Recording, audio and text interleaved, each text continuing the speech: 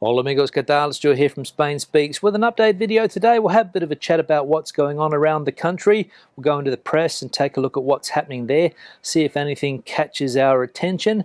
Then we'll go into the comment section and take a look at what is happening there also.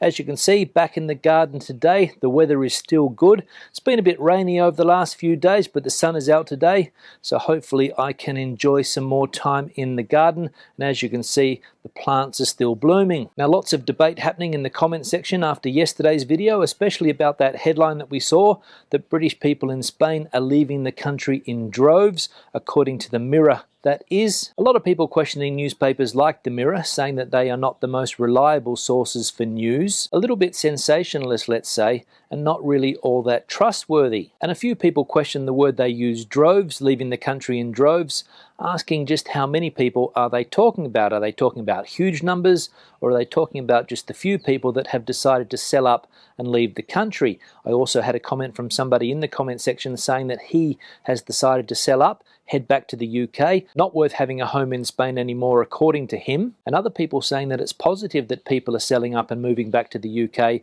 because there's going to be a few bargains available in the real estate market. And there were also plenty of comments from people saying that they have no intentions of selling up and moving back to the UK, they're going to stay put, and all of the people that they know living in the same community are going to do the same thing. They're not going to sell up, they're going to stay in Spain regardless of the new rules. So good to get plenty of first-hand experience from people that are living through the Brexit situation here in Spain at the moment in the comment section. So thanks everybody for that. Now, the main stories in the Spanish press today relate to that huge outage that WhatsApp, Facebook and Instagram suffered yesterday, I believe. As we can see here, a historic drop and huge losses on the stock market yesterday for Facebook.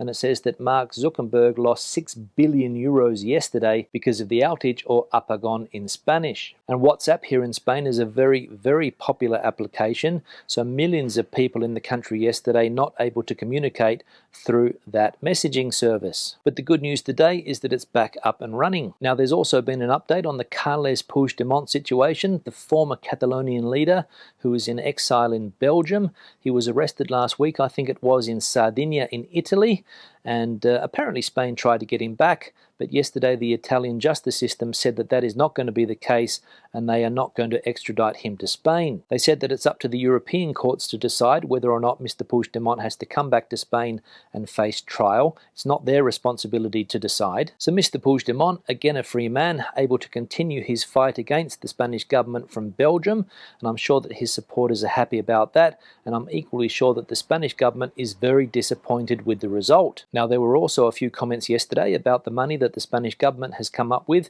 to help rebuild the island of La Palma, some 206 million euros I think it was. Some people saying that that is not enough.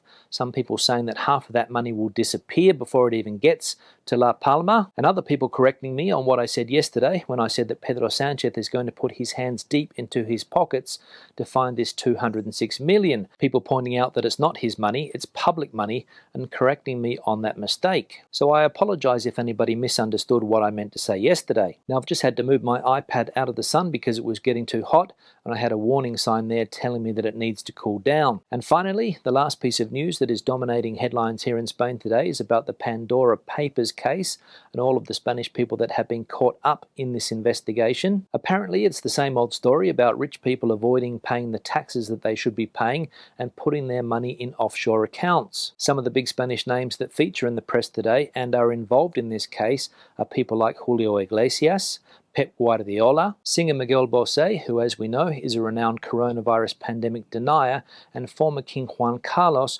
also shows up on the list, but no surprises there. And apparently some 600 other Spanish people and businesses have been caught up in this affair. So another tax dodging scandal dominating headlines in Spain and around the world at the moment. Now let's have a look at some of the comments from yesterday's video. One here from Adam. The 90-180 rule is an EU-wide ruling for Schengen.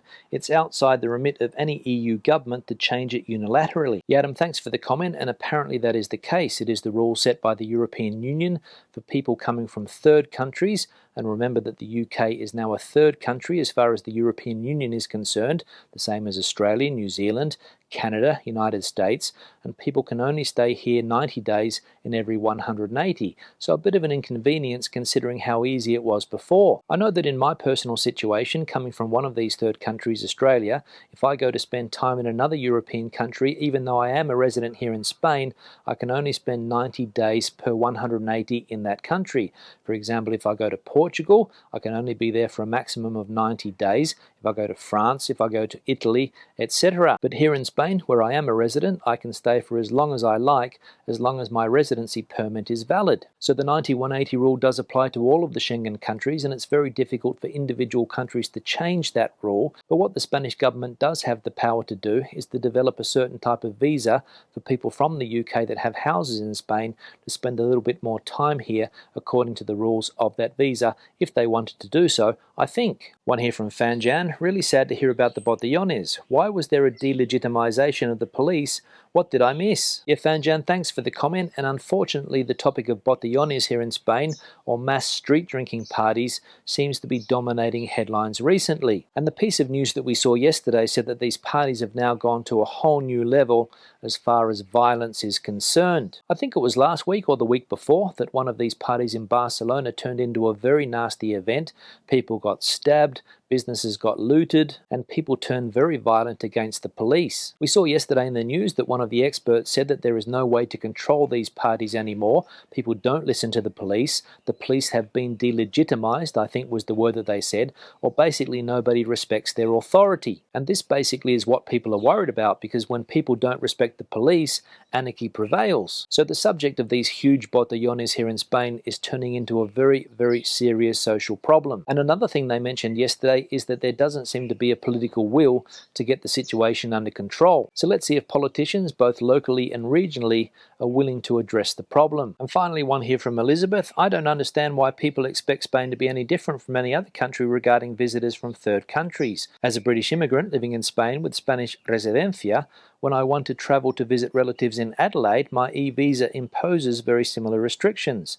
It is the fault of those who voted in the referendum to leave the EU and not individual governments. Sadly, it is now a case of put up and shut up. Elizabeth, thanks for the comment, and anybody who has tried to visit Australia in the past will know that it is absolutely necessary to get a visa. In fact, I think New Zealand citizens are the only people that don't need visas to visit Australia. I know that every time I go back home with my girlfriend, who's Spanish, she has to get a visa, and she can only stay in Australia for 3 months. She can't work, and she has to fill in a document saying where she's going to be staying during her time in the country. So unfortunately, as you say, here in Spain, it's now a case of put up and shut up. On that note, I'll wrap the video up. Questions and comments, please leave them in the section below. Debate the situation out as you normally do. Give the video a thumbs up if you liked it, thumbs down if you didn't. I'll see you in the next one. Hasta luego.